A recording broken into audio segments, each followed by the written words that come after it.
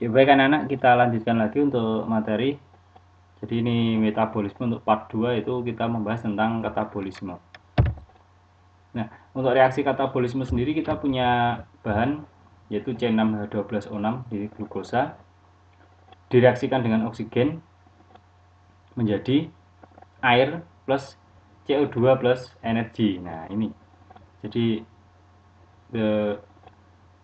tujuan utamanya adalah nanti untuk menghasilkan energi.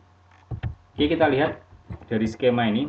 Untuk reaksi katabolisme ada 4 tahap: glikolisis, oksidasi pirufat, siklus Krebs, dan kemudian ada fosforilasi oksidatif atau transfer elektron. Nah, kita lihat satu persatu. Yang pertama tempat dulu. Jadi tempat, di sini ada tempat, ada sitosol atau sitoplasma, di sini ada mitokondria. Jadi nanti ada 3 tempat. Ada 3 tempat dalam proses reaksi katabolisme ini. Yang pertama glikolisis, tempatnya ada di sitosol atau sitoplasma. Kemudian oksidasi pirufat dan siklus Krebs, ini tempatnya di dalam matrik mitokondria. Jadi matrik cairan yang ada dalam mitokondria. Sedangkan untuk fosforilasi oksidatif atau transfer elektron, ini nanti tempatnya ada di membran.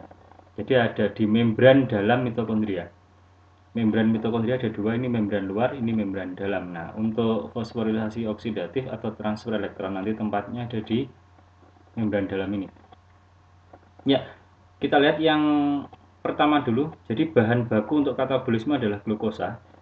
Pada tahap glikolisis nanti dia akan menghasilkan pirufat, dihasilkan pirufat.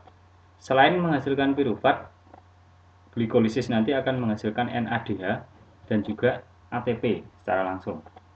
Ingat, nanti tujuan utama kita adalah ATP.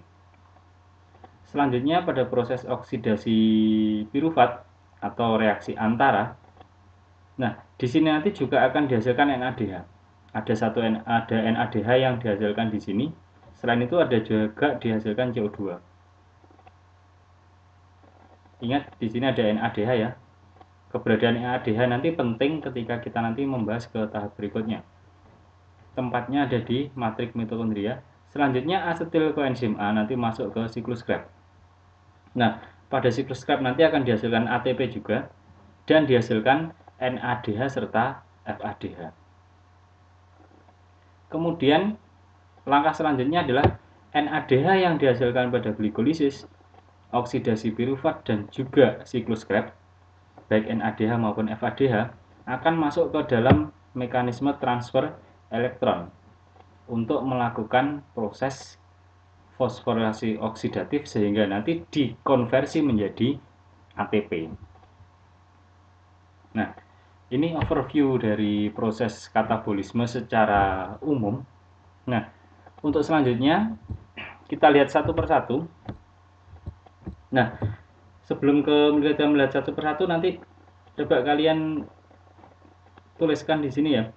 Jadi mereview lagi, jadi nama tahapan reaksinya apa saja dan kemudian tempatnya. Nah, setelah selesai menuliskan nama tahapan reaksi dan tempatnya, kita bahas satu persatu. Glikolisis. Kalau kemarin kalian sudah melaksanakan kegiatan belajar yang pertama, kalian tentunya sudah punya bagan ini. Bahan baku dari glikolisis apa? Bahan bakunya adalah glukosa. Reaksi utama. Nah, reaksi utamanya di sini adalah pemecahan. Jadi glukosa yang punya 6 atom C ini dipecah menjadi 2 molekul, masing-masing punya 3 C. Ingat, katabolisme adalah reaksi pembongkaran. Jadi makanan dalam bentuk glukosa dibongkar, dipecah. Nah, dalam proses glikolisis ini ada reaksi yang memerlukan energi. Ada reaksi yang memerlukan energi, ada juga reaksi yang menghasilkan energi.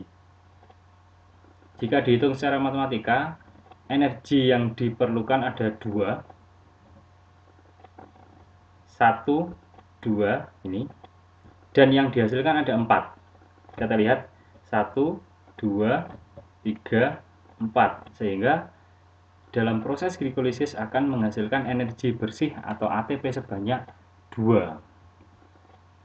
Nah, kalian bisa belajar lebih cermat lagi, lebih detail lagi tentang proses-proses reaksi pada glikolisis ini. Dan kemudian nanti setelah kalian belajar proses atau tahapan glikolisis, harus kalian simpulkan hasil akhir dari glikolisis itu apa saja. Jadi yang pertama kita bisa lihat hasilnya adalah ATP 1, 2, 3, 4.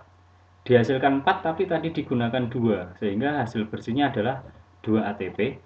Terus kemudian ada NADH, ada 2 molekul NADH dan ada 2 molekul asam pirufat. Nah, asam pirufat inilah yang nanti akan melanjutkan reaksi dalam tahapan berikutnya, yaitu reaksi antara. Nah, ini reaksi antara. Jadi dari asam pirufat mengalami dekarboksilasi. Jadi ada C. Di sini C-nya lepas atau istilahnya disebut dengan dekarboksilasi. Dari punya 3C menjadi 2C. Selain mengalami dekarboksilasi, dia juga mengalami oksidasi sehingga menghasilkan NADH. Kemudian ada penambahan koenzim A. Nah, ini ada koenzim A sehingga hasilnya adalah asetil koenzim A. Ketika kita lihat di sini ada pertanyaan bahan bakunya apa? Tentunya bahan bakunya adalah asam pirufat. Reaksi utamanya ada 2, yaitu 3.